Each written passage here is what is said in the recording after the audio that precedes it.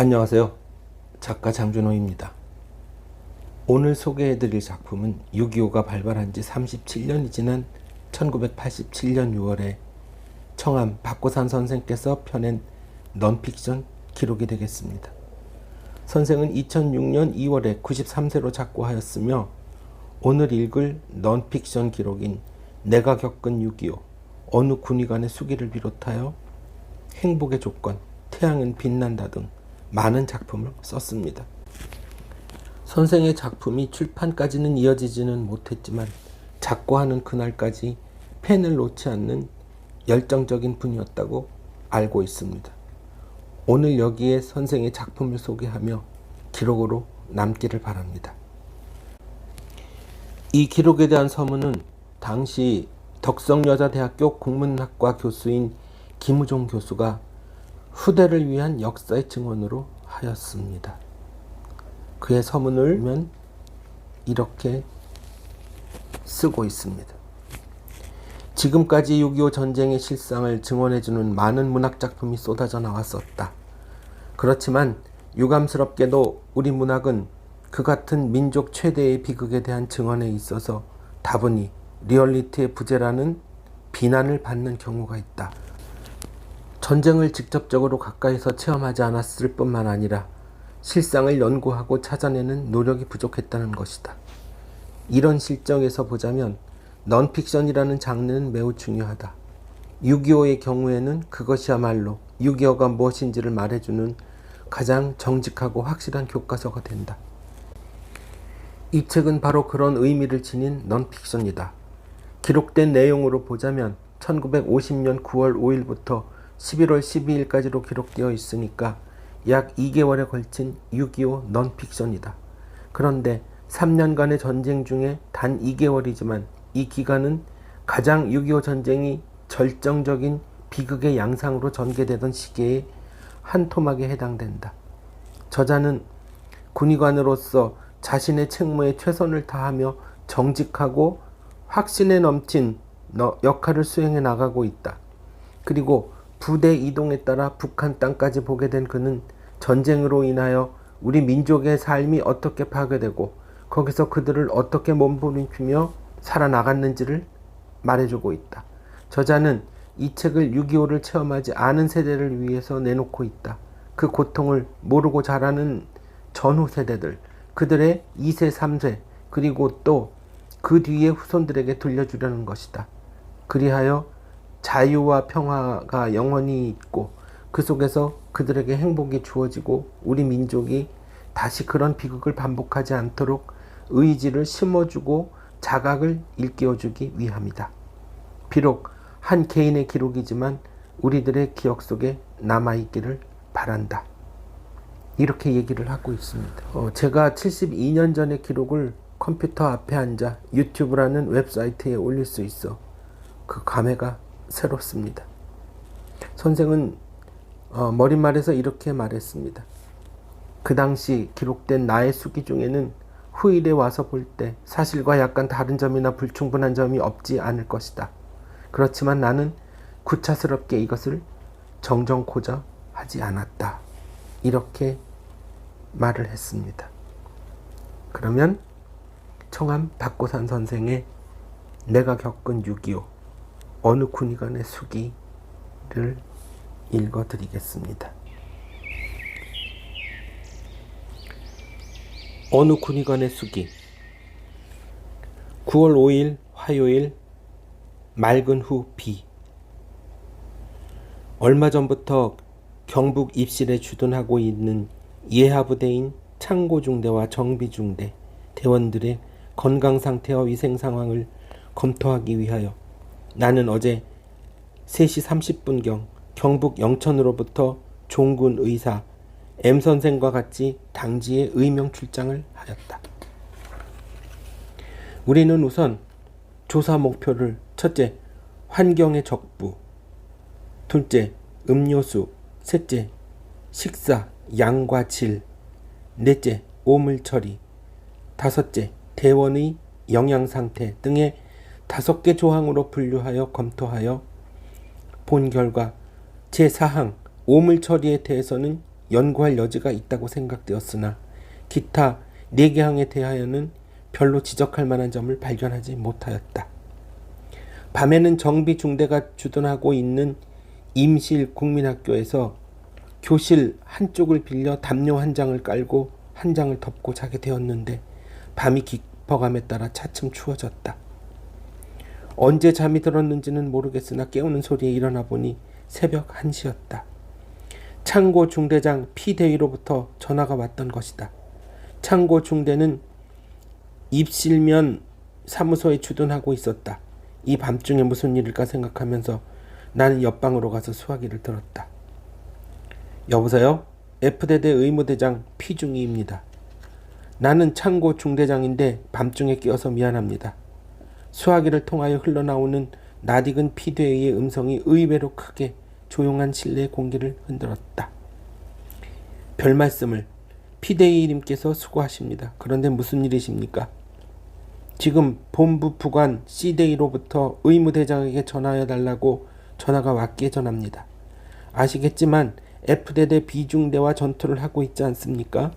그런데 아주 고전이 되어서 상당히 많은 사상자가 발생한 모양인데 의무대장은 영천으로 돌아오지 말고 경주로 직행하여 대대장 K소령을 만나서 그의 지시를 받아 사상자의 처리를 하라는 것입니다.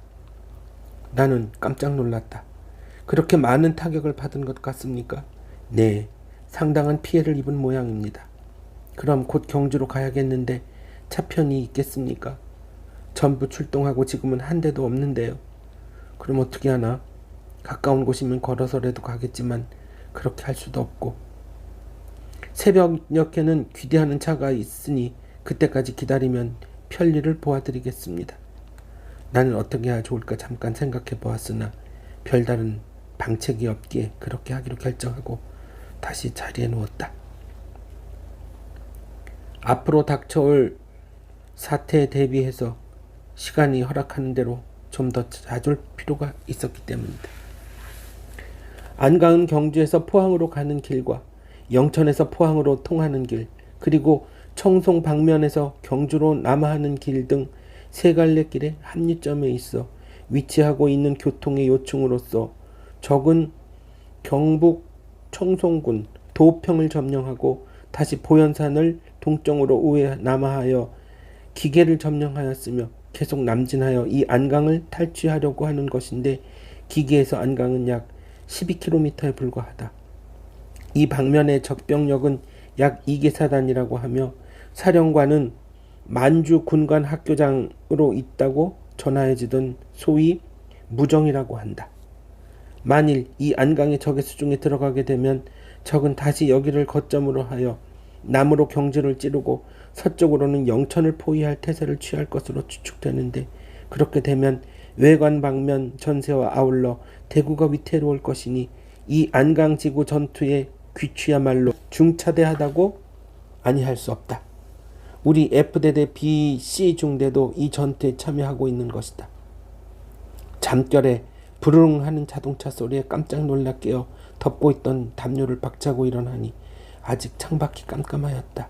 시계를 보니 오전 4시이다. 정비중대 본부 소대장 Y준이와 사병 몇 사람이 일을 하고 있었다. Y준이, 차가 돌아왔소? 네, 지금 막 한 대가 귀대하였습니다. 그럼 속히 가봐야지. 경주로 출발하려고 준비하고 있는데. 군의관님, 지금 곧 출발하시렵니까? Y준이가 무슨 할 말이 있는 듯 머물거린다. 왜요? 나는 의아해서 물었다. 어젯밤에 복통 환자가 5-6명 발생하여 위생병한테 소화제를 가져다 먹었는데도 별 효과가 없으니 좀 도와주셨으면 좋겠습니다. 그럼 나를 깨우지 왜 그랬어? 대단치 않은 것 같기에 약이나 먹으면 괜찮을 줄 알고 깨우기가 미안해서 그냥 두었습니다. 하며 머리를 극적거렸다. 그러면 되나요? 군의관이 없을 때는 부득이하지만 내가 있는데 왜 그래요? 차후엔 그러지 마시오. 웅성거리는 바람에 M선생도 잠에서 깨어 일어났다. 같이 정비, 창고, 양중대를 조사하였더니 14명의 환자가 발견되었다. 환절기에 흔히 있는 장염 환자였다. 그중 경환자 5명은 간단한 처치를 한 후에 온돌방을 구하여 수용하였고 나머지 환자 9명은 피데이와 Y준이가 입원을 시켜달라고 부탁하기에 차에 싣고 경남 울산에 있는 육군병원으로 갔다. 그것은 요사이 전세가 아주 급변하기 때문에 이동이 잦은데 그때마다 환자들을 일일이 데리고 다닐 수가 없다는 것이다. 증상이 심한 환자 2명을 입원시키고 나머지 7명은 입원할 필요까지는 없다고 하기에 치료를 마친 후 본대에 데려다 주고 M선생과 나는 경주로 떠났다. 오전 10시경 경주에 도착하여 M선생은 영천으로 가는 차를 갈아타고 나는 읍내 중앙 로타리 옆에 있는 군단사령부를 찾아가서 F대대장 K소령이 있는 곳을 알아가지고 모여관에 갔더니 그때 마침 아침 식사 중이었다. 뜰에는 큰 멍석 몇 잎을 깔아놓고 사병 수십 명이 식사를 하고 있었다. 대대장에게 내경 보고를 했더니 대단히 반가워하며 곧 아침상을 물리고 마루로 나오면서 빙그레 웃음을 띄었으나 어쩐지 눈이 흐려지는 것 같았다. 어째서 대원들이 수십 명이나 여기서 식사를 하고 있습니까? 큰일 났어요. 대대장은 이렇게 전제를 하고 나서 대략 다음과 같은 이야기를 들려주었다.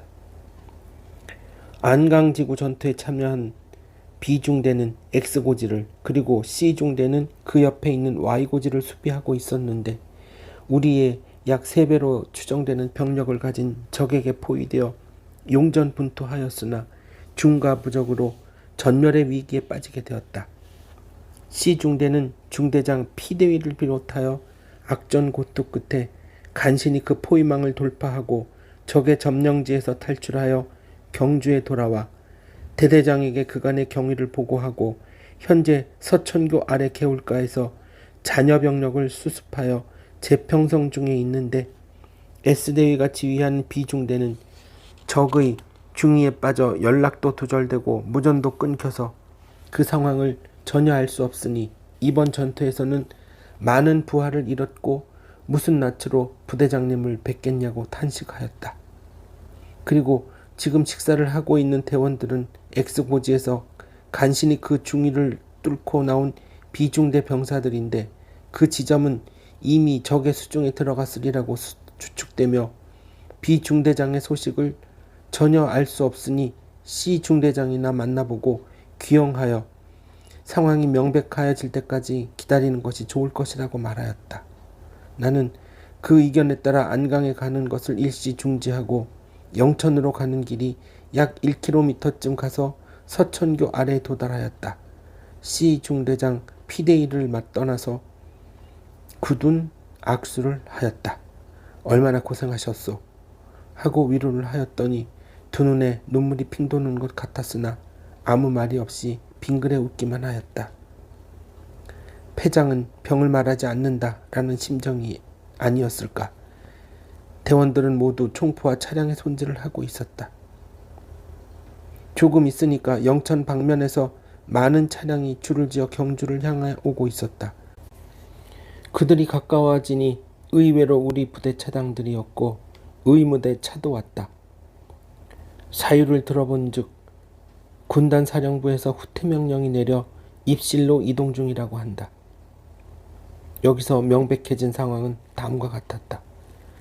안강지구의 일부가 완전히 적의 수중에 들어가게 되니 적은 다시 경주를 침공할 태세를 갖추고 있으며 경북, 의성, 신령 방면에서 남하한 적은 영천을 포위하고 또한 서부전선을 남하한 주력 부대는 경북 김천을 거쳐 외관 방면에 침투하여 왔으며 또 적의 유격부대는 일부 그 자취를 고령 방면까지 나타나게 되었으니 적은 이미 대구를 3방면으로 크게 포위하고 일격하에 공략하려는 기세를 보이게 된 것이다.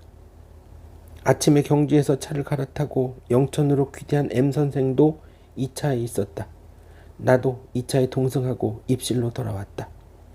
그러나 입실은 빈약한 촌락이므로 우리 부대 전체를 수용할 적당한 건물이 없기 때문에 일부는 울산으로 이동하기로 하여 수용 건물을 접수하기 위해서 선발대가 출발하고 나머지는 내일 아침에 출발하게 되었다. 그런데 얼마 후에 대대부관 K중위로부터 1, 2, 3, 4 및 의무 등 각 과에서 장교 1명씩과 사병 약간명을 차출하여 안강지구에 가서 비중대장 S대위의 시체를 운반하는 동시에 부상자들에게 적당한 응급처치를 하고 필요한 물품을 보급한 후 입실로 돌아오라는 연락을 받았다. 그리고 구체적인 지시는 경주에 가서 대대장으로부터 직접 받으라는 것이었다. 우리들은 이 지시를 받고 잠시 어리둥절했다. 혹 그 사이에 전세가 유리하게 돌변하였거나 그렇지 않으면 현장에서 출입이 가능한 지점까지 전 사상자를 운반하여 놓았는지 생각하고 만반의 준비를 갖춘 후 GMC를 타고 경주를 향하여 달렸다. 하늘도 S대위와 그 부하들의 전사를 슬퍼함인지 때마침 내리는 비비한 새우는 우리의 옷깃을 적셨다. 경주 근교에 이르러서는 비가 제법 많이 내렸으나 서천 교화에 도착하였을 때는 다행히 비가 일시머졌다. 거기서 대대장을 만나 사유를 보고하고 구체적인 지시를 청하였다. 안강지구의 X고지와 Y고지는 이미 적의 세력권 내에 들어갔으며 치열한 전투는 경주에 한층 더 접근하였는데 지금 어떻게 X고지에 가서 S대위의 시체를 찾을 수 있겠는가? 그것은 불가능한 일이니 소용없는 계획이라고 말하였다. 그때 그 말을 증명이다 하듯이 가까운 거리에서 은은한 포성이 들려왔다. 전투지구에 들어가서 전사자나 부상병 등을 수습하여 오라는 것이 지금의 나의 천박한 군사 지식으로서는 단순한 행정명령에 속하는 것인지 그렇지 않으면 그것도 일종의 작전 명령에 속하는 것인지를 정확히 판별하기는 어렵지만 아무튼 그런 지시는 모름지기 정확성이 있어야 하는 것이 아닐까. 10명의 장병이 대형 차량을 몰고 상당한 거리를 아무런 필요도 없이 왔다 갔다 하는 것, 그것도 하루에 2번이나 같은 일로 해서 되풀이한다는 것은 일종의 전력 낭비가 아닐까. 다시 여기에 와서 보니 P대위가 지휘하는 C중대원들은 약간 명의 희생자를 내었을 뿐으로 대개 그 포위망을 뚫고 원대를 찾아왔으나 S대위가 지휘하던 B중대 대원들도 얼마간의 손실은 있었으며 상당수가 그 포위를 돌파하고 원대로 복귀했다.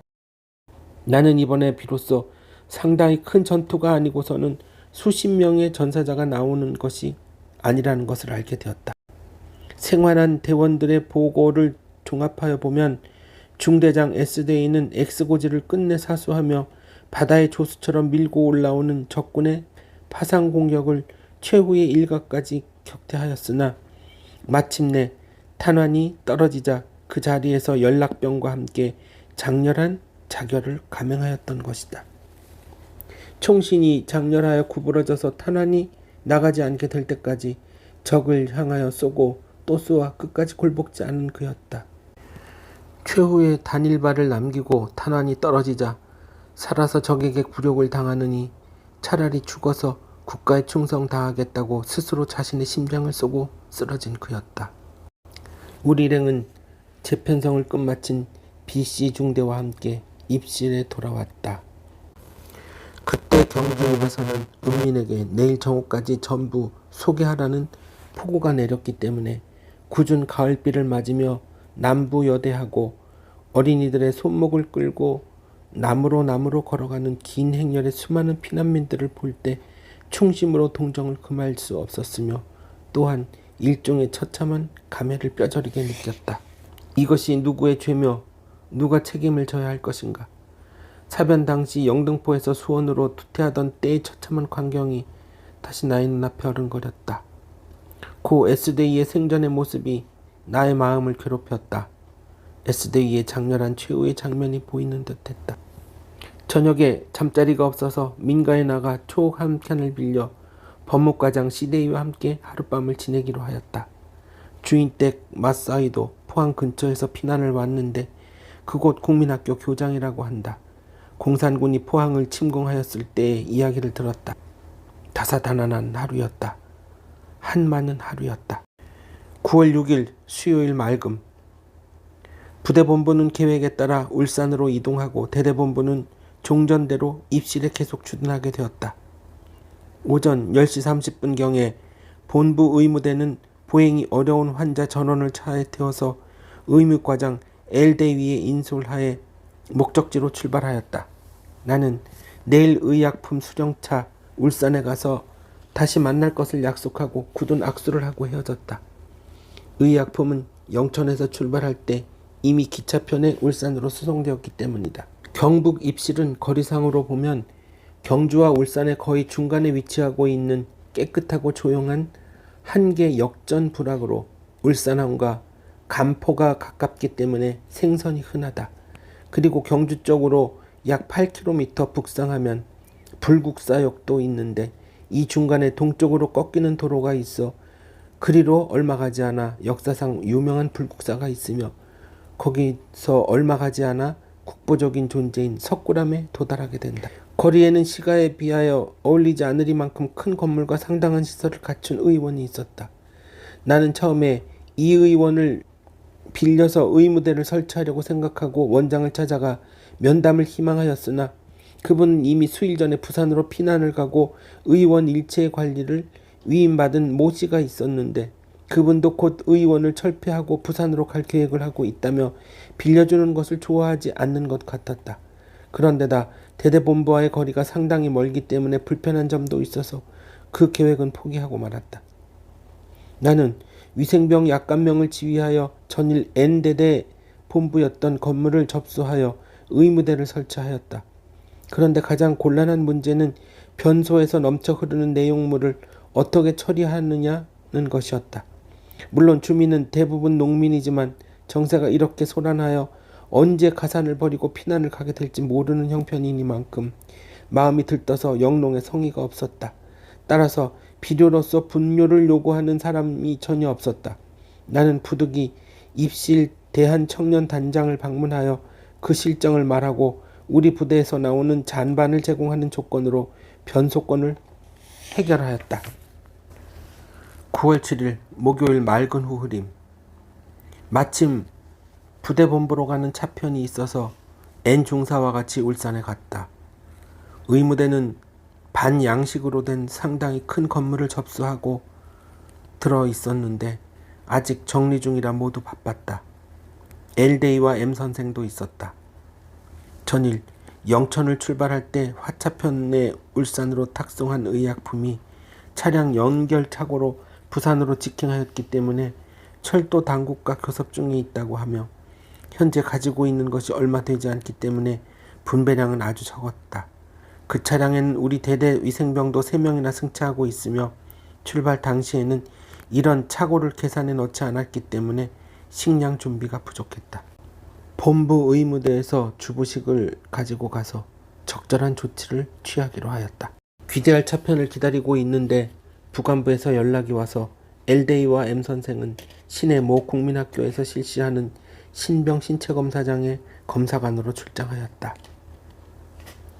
얼마 후에 우리 대대 A중대장 C대위와 본부 부관 C대위가 경주에 가는 3쿼터 편이 있다고 해서 그 차에 약품을 싣고 N중사와 함께 귀로에 올랐다. 울산 읍내에서 약 3.4km쯤 경주 쪽으로 가면 작은 하천이 흐르고 있는데 그 시멘트 다리를 건너면 얼마 가지 않아 동쪽으로 고래잡이로 유명한 장샘포와 방어진으로 가는 도로가 있다.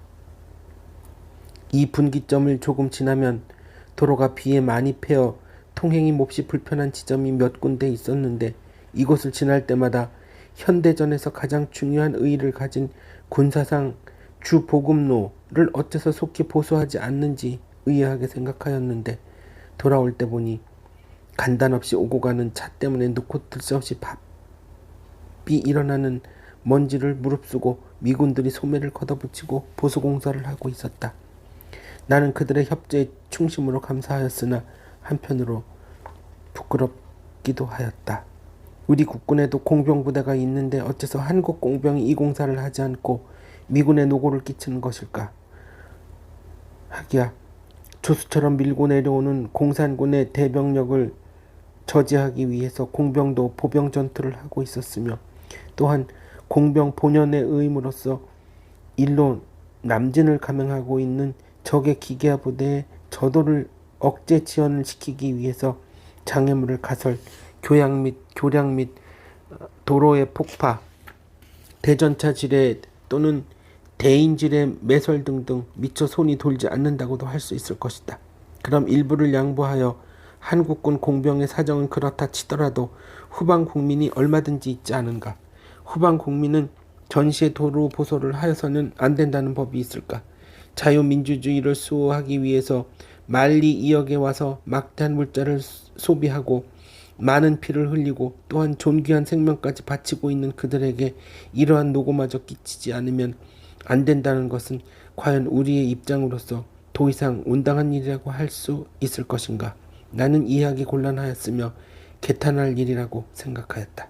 부대에 돌아와 보니 학교 운동장에 정렬하고 있던 많은 차량이 한 대도 없고 나와 다니는 대원들도 별반 없었다. 의무대에 가니까 상부에서 갑자기 이동 명령을 내려서 대부분 다시 경주로 이동하고 본부 중대와 의무대만 남았는데 경주에 간차가 돌아오는 대로 전부 이동하게 되었다고 짐을 꾸려놓고 있었다. A 중대장과 부대본부 부관은 짐을 내려놓고 부랴부랴 다시 경주로 출발하였다. 전세가 호전된 모양이다. 얼마 후에 차가 와서 본부 중대 행정요원, 목공부원, 통신병 및 위생병을 인솔하고 출발하여 경주에는 황운역에 도착하였는데 은민들은 다 피난을 가고 아무도 보이지 않았다. 전세 변화에 따른 많은 부대들의 갑작스러운 이동 직후라 경주 읍내는 어디를 가나 터질 것 같이 군인들로 꽉 차 있었고 또한 시끌시끌하였으며 숨이 막힐 것 같이 열기에 꽉 차 있었다. 이미 날이 저물어 의무대에 자리를 정하지 못하고 우선 명륜당 마룻바닥에서 하룻밤을 지내기로 하였다. 시중대 Y 소위가 2, 3일 전부터 알아누웠으니 보아달라고 병사를 보냈기에 가서 진찰한 후 투약하였다. 병은 대단치 않았다. 9월 8일 금요일 비. 자다 깨보니 바람이 불며 비가 내리고 있었다. 이웃에 주둔하고 있는 미군 포병부대의 포성이 천둥하듯이 가끔 들린다. 주위에 깬 모양이다. 담요를 뒤집어 쓰고 다시 잠이 들었다. 주민들은 모두 피난을 가고 집들이 모두 비어 있었다. 우리는 빈집 한 채를 접수하여 의무대를 설치하였다. 비가 오는데도 정찰기가 자주 떴다. 그리고 미군 포병부대 155mm 장거리포는 계속적으로 맹렬하게 적 진지를 향하여 불을 뿜고 있었다. 9월 9일 토요일 흐림. 겨우 어렴풋이 잠이 들만 하면 또 옆에 있는 미군 포병부대에서 155mm 장거리포를 쏘는데 천지가 진동하고 포탄이 날아가는 소리가 꼭 우레와 같이 차츰 먼 곳으로 사라져간다. 야간에도 전투는 쉴 사이 없이 치열하게 계속되고 있다. 나는 군의관이기 때문에 그렇긴 하지만 후방에서 이렇게 편히 지내는 것이 어쩐지 일선에서 전투하고 있는 장병들에게 몹시 미안하다. 밝으려기야 겨우 잠을 이루었는데 깨어보니 비개인 하늘에는 벌써 비행기가 날아다닌다. K중이와 같이 앞집들에 가보았다. 소개하고 아무도 없었다. 나지막한 초가 첨야 밑에는 비둘기장이 있었으나 비둘기는 없었고 그 옆에는 나의 사랑하는 비둘기가 잘 있거라. 그리고 그 아래는 국군 아저씨 비둘기는 가만두세요 라고 잉크로 쓰여 있었다. 터방에 쌓아놓은 가마니 위에 책이 있기에 들여다보니 중학교 2학년 국사 교과서였다. 경주 읍내는 민간인들은 보이지 않고 군용차만 분주히 왕래하고 있었다. 모 장교한테 들은즉 포항읍은 완전히 탈환하여 국군이 미군과 교대하였으며 안강 방면에도 전세는 대단히 유리하다고 한다. 기로에 벽보를 본즉 한국 해군은 유엔 해군의 엄호하에 여수, 목포, 군산 등 3개 지점에서 적전 상륙을 감행하여 약 65마일을 전진하였다고 한다. 그간 간간히 뜨던 비행기가 오늘은 매우 시끄럽게 날아다닌다. 수면 부족과 감기 기운으로 몸이 대단히 불편하다. 9월 10일 일요일 흐림. 입실한 Y소희는 좀 차도가 있는 것 같다. 설사도 나지 않고 가래도 적어지고 아픈 데도 없다고 한다. 미군 포병부대에서는 일찍부터 포사격이 굉장하다. 우리 의무대에서 약 100m 거리에 있는 미군 포병부대는 여러 문의 155mm 포를 가지고 있다. 이 거포는 수일 전에 한국에 도착하여 한국 전선에서는 안강 전투에서 처음으로 사용되고 있다고 한다. 정찰기가 끊임없이 날아와서 포격 결과를 무전으로 연락해주고 간다. 제트기도 날아왔다. 또 무스탕 크기가 왔다. 정복과 제소희가 속이 불편하다고 왔길래 진료하였다.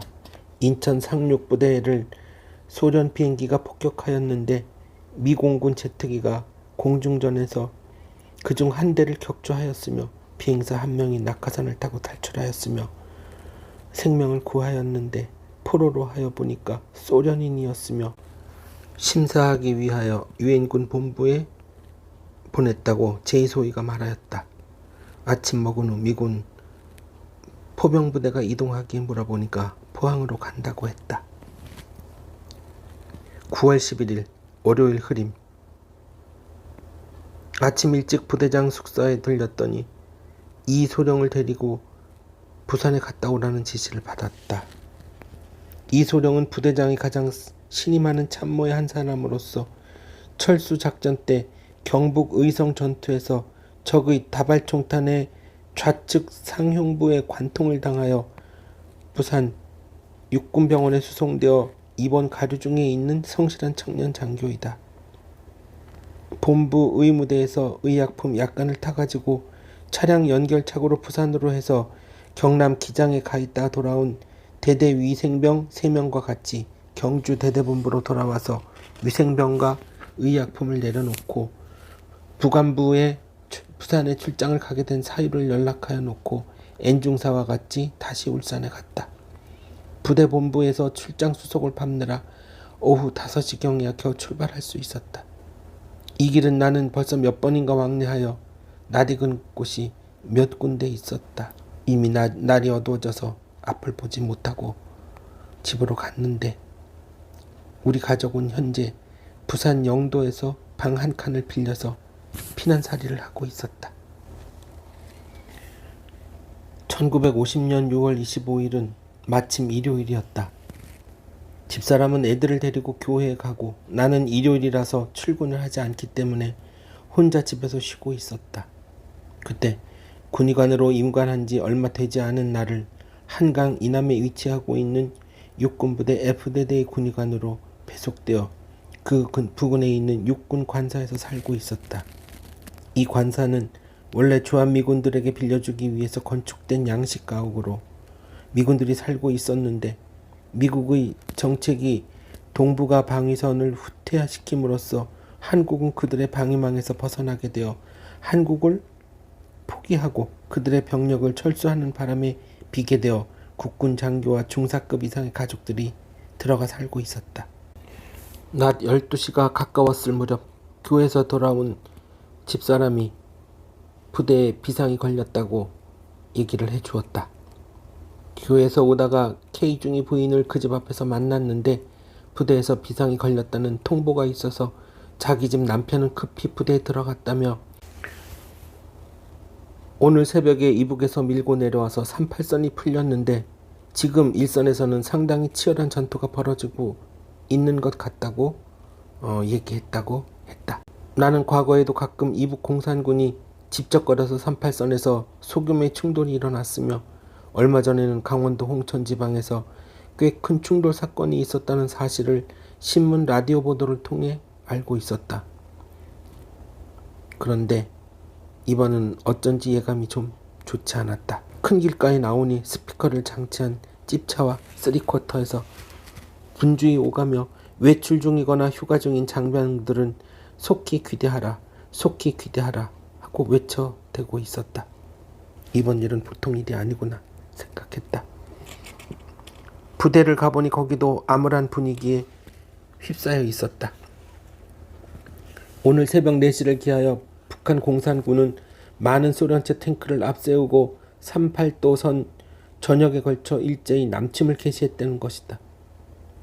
그런데 문제는 제법 심각하다. 우리 국군은 처음에는 우리가 보유하고 있는 포로 적의 탱크를 공격하고 파괴시켜 그들의 남침을 저지할 수 있을 것으로 생각했는데 실제로 공격을 해보니 그것이 아니었다.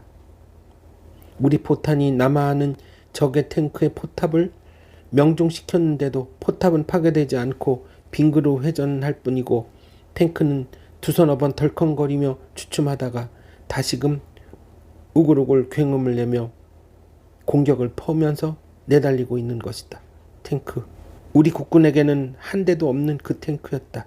내가 온 것을 알고 부근에 있는 우리 부대 군인 가족들이 찾아와서 각자 소식을 물었다. 이번 철수 때문에 많이 걱정을 한 모양이다. S데이 부인께서 오셔서 부군의 안부를 묻는 데는 참으로 어쩔 바를 몰랐다. 잘 있다고 거짓말하였다. 9월 12일 화요일 흐림. 이소룡권은 육군병원에 가서 타협한 결과 퇴인 승인을 받았으니 부산에 온 목적의 반은 달성한 셈이다. 그리고 토성국민학교, 경남중학교 및 시립병원 등에 설치한 3개의 분동을 차례로 찾아다니며 우리 부대 출신의 입원 환자를 조사하였으나 아직 퇴원 가능한 사람은 별로 없는 것 같았다. 토성 분동에는 6.25 사변 전에 인천 도립병원장으로 있었던 K소령이 분동장으로 있었으며 인천서 개업하고 있던 L 선생도 종근 의사로 거기에 있었다.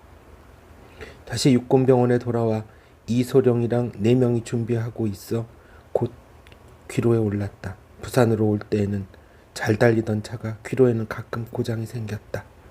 그 때문에 거의 황원역에 부대에 돌아올 수 있었다. 9월 13일 수요일 비. L 대위께서 경북 하양보급소에 가서 의약품 보급을 타오라고 하기에 부관부에 가서 출장 명령서를 받고 재정과에 가서 여비를 타고 수송과에 가서 차량 운행증을 끊고 자동차를 끌어내기까지 상당한 시간이 걸렸다. 이러한 수속 절차를 좀 더 간편하게 할 수는 없는지 군의 업무 간소화가 절대로 필요하다고 느껴진다. 9월 14일 목요일 맑음. 안강 방면에서는 지금 격전이 진행되고 있기 때문에 포성이 대단하다. 경북 영천읍은 3일간 적의 점령하에 있었는데 그들은 영천을 점령한 후에 이제는 경주, 대구의 공략은 시간 문제라고 그 성공을 확신하여 의심치 않았다. 적군은 기쁨을 이기지 못하고 소와 돼지를 잡아 축하연을 열고 춤을 추며 종일 즐겼다고 한다. 그러나 이들은 3일 후에는 아군의 맹렬한 포위 공격을 견디지 못하고 지리멸렬이 되어 많은 시체와 막대한 무기를 버리고 북으로 패조하였다. 영천읍은 아직도 시체 처리가 완전히 되지 않아 길가에서 조금 떨어진 곳에는 가끔 공산군 병사의 시체가 보였다. 우리 부대는 한때 충남 대전, 정확히 말하면 서대전에 천막을 치고 주둔한 일이 있었는데 얼마 후에 경기도 평택을 거쳐 경북 김천에 가서 역사 앞의 광장에 다시 천막을 치고 주둔하고 있었던 적이 있었다. 지금 영천의 모습이 딱 그때와 같았던 것 같다. 그 당시 우리는 병사를 보호해야 할 아무런 준비도 되어 있지 않는 상황에서 적기가 공습을 하고 있었다. 적기 공습이다. 차를 멈추고 빨리 뛰어내려 엎드려. 그렇지만은 그 적기가 지나간 뒤에는 공중에서 많은 삐라가 펄럭이고 내려온 적이 있었다. 그리고 적기는 사라져버렸다. 우리는 그 삐라를 집어들고 몸을 일으키고 읽어보았는데 남북 통행증이라는 것이었다.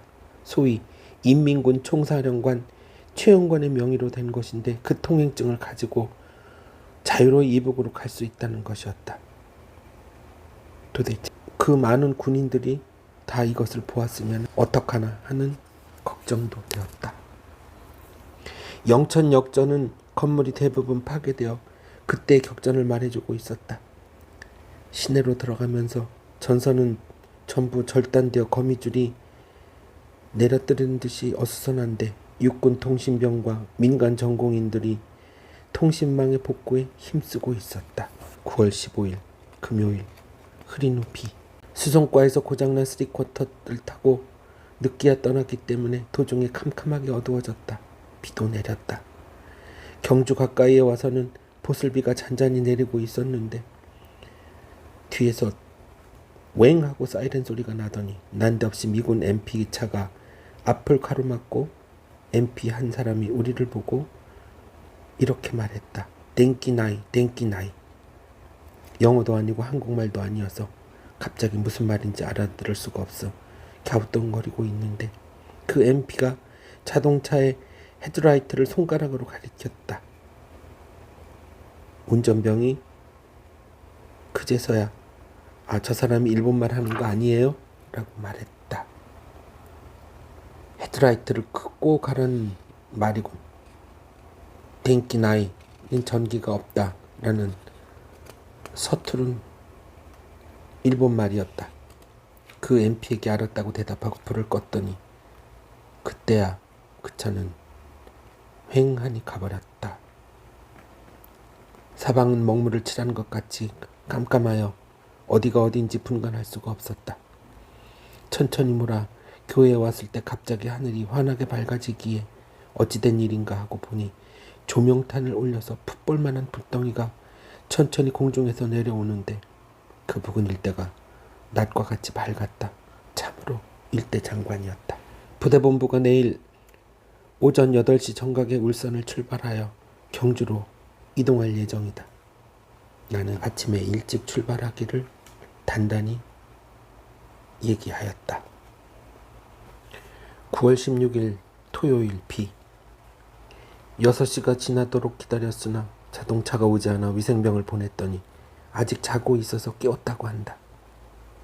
겨우 출발 준비를 마치고 여러 번 크랙슨을 울려도 연락병은 그림자도 보이지 않는다.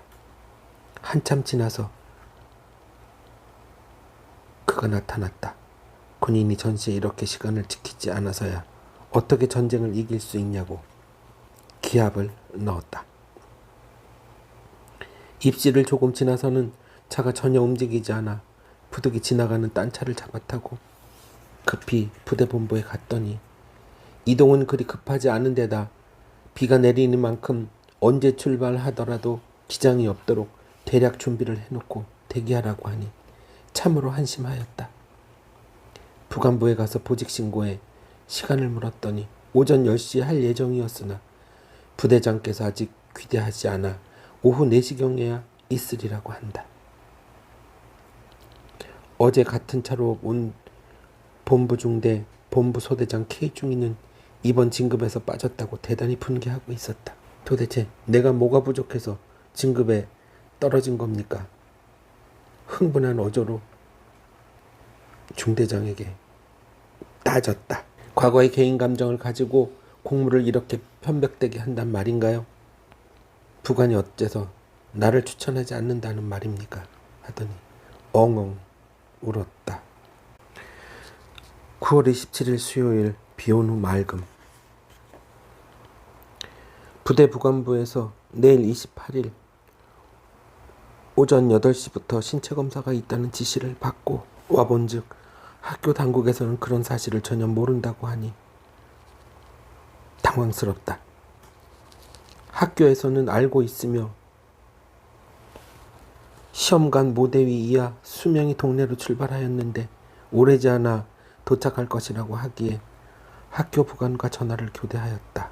장교들과 함께 신체검사장에 가보니 내일 검사에 지장이 없도록 준비하여 놓을 것을 조목조목 따져서 단단히 부탁을 해놓고 애지중이 안내로 군경지정 여관으로 갔다. 9월 28일 목요일 맑음. 그토록 부탁하고 또 학교 측에서도 검사장에 지장이 없도록 준비를 해놓을 테니 염려 말라고 장담을 해놓고는 시간이 다 되었는데도 아무런 준비도 없으니 참으로 기가 막힐 노릇이었다. 수험생은 약 340명이며 오전 중에 신체 검사를 끝내고 오후에는 합격자에 한하여 학과 시험을 보게 한다고 했다. 생명이 수명이 있었다. 그중 한 사람은 일상생활에 아무런 곤란도 없으므로 군복무에도 별 지장이 없을 것이니 신체 검사에 합격이 되도록 해달라고 졸랐다. 그러나 장교, 특히 이런 특수 부문의 장교는 생명인 사람은 부족한 것이므로 사유를 설명하고 거절했더니 육군 본부에서 나온 모 시험관이 찾아와서 학과 시험을 볼 수 있도록 신체 검사에 합격을 시켜달라고 한 것이다. 그리고 본인도 열망하고 있으며 또 현직 장관, 국회의원 및 장성급들의 명함을 보이면서 이러한 분들한테서도 선처하여 달라는 사전 연락이 있었으니 우선 시험을 치러서 성적이 우수하면 합격을 시키고 성적이 나쁘면 불합격으로 할 것이니 어떻게 좀 편의를 보아달라고 한다.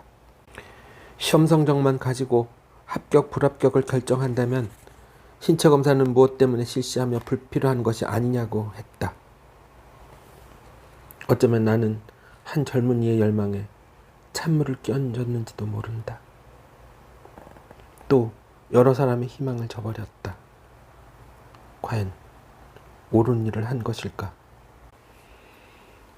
나는 나의 조국을 위하여 옳은 일을 한 것이라고 생각했다.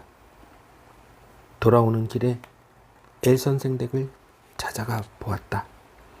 엘 선생은 일가와 알게 된 것은 국군이 철수작전을 수행할 때 우리 부대가 한때 경북 의성에 주둔한 일이 있었는데 그때 엘 선생은 의성공업중학교에서 교편을 잡고 있었고 우리 부대는 그곳에서 죽음과 삶의 치열한 전투를 감행하였던 것이다. 그때는 마침 공산군이 승승장구하여 대구를 목표로 노도와 같이 남하고 있을 무렵이었다.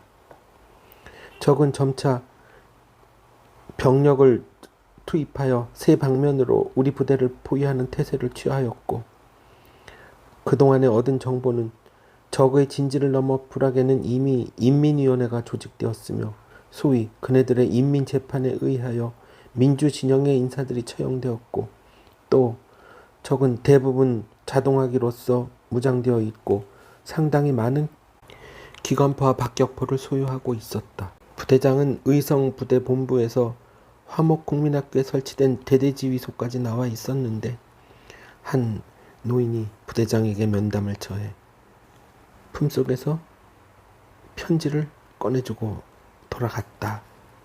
이 편지는 적의 연대장으로부터 온 것이었는데 그 연대장은 우리 부대장과 육사 동기생으로 같이 국군에 복무 중 탈북하여 소식이 묘연하였고 이번 적의 연대장으로 출정하여 이 화목전투에서 대치하게 된 것이다. 편지의 내용은 다음과 같았다. 한국군은 세력이 약해 후퇴를 거듭하고 있는 형편이며 우리 인민군은 승승장구하여 불원관의 대구를 점령하고 부산을 공략하여 남한을 완전히 해방하는 날이 눈앞에 있거늘 무익한 항거를 중지하고 부하를 인솔하고 기순하면 귀관도 안전할 것이요 부하의 귀중한 생명도 희생함이 없을 터인즉 대세를 통찰하여 속히 결심하고 회답하라 하며 회신처까지 명기하였다. 부대장께서는 다음과 같은 내용을 답서로 보냈다고 했다.